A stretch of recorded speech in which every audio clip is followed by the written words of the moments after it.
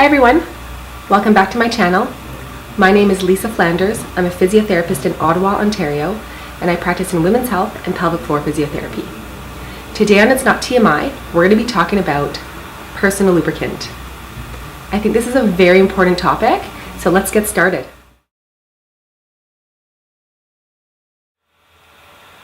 I think there are a lot of common misconceptions surrounding the use of personal lubricant, and I find when I ask this question in the clinic, it gets met with a lot of resistance. I think there's a perception that if you need to use a personal lubricant, it means that you're no longer in your sexual prime. This is absolutely false. The right personal lubricant can actually enhance your sexual experience, whether that be through masturbation, through penetrative sex, or through the use of toys. So who do I recommend personal lubricants for?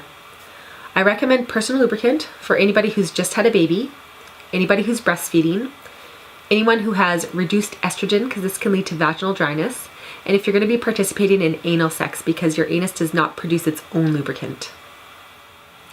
So what are some things that we want to avoid in our personal lubricant? If you watched my last video on vulvar care and hygiene, you'll know that we want to avoid anything that disrupts the body's normal pH balance. This includes parabens, which are a preservative. This also includes glycerin and propylene glycol, which we typically see in the warming and the flavored lubricants. These are an alcohol that are a byproduct of sugar, so they can increase your body's risk for yeast infections, and they can also increase your vaginal dryness. There are three main types of personal lubricant. This includes your water-based lubricants, your plant oil-based lubricants, and your silicone-based lubricants. So water-based lubricants are typically the most easy to find. They're great because they're compatible with condoms, they're compatible with all sex toys, and they're pretty easy to clean up and they won't stain your sheets.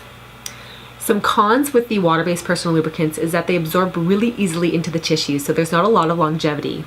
They also tend to get really sticky, and they tend to be a little bit thinner and runnier, so they can be a little bit messier at the beginning.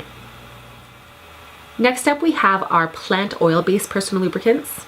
These are great because they have a lot of longevity, and they're really great at reducing friction. According to the website for this product, which is the Yes Oil-Based, it's also compatible with silicone sex toys.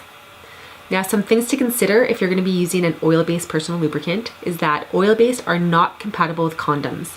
So if you're using condoms as your primary form of birth control or to prevent the spread of STIs, then I recommend not using an oil-based lubricant. Some other things to consider is that because they are oil-based, they can be a little bit messier and they actually might stain your sheets.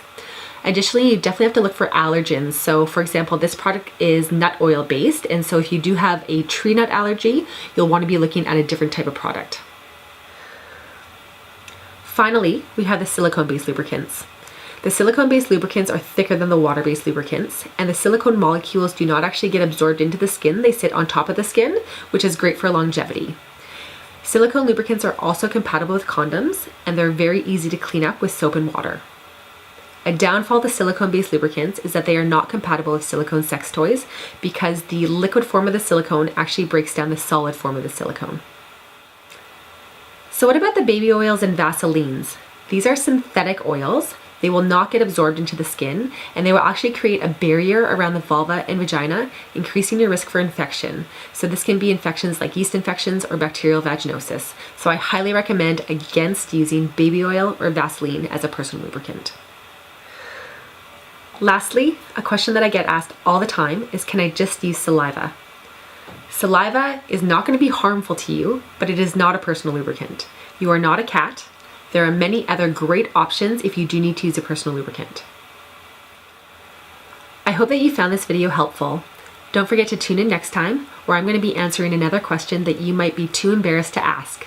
And remember, it's not TMI. Have a great day, everyone.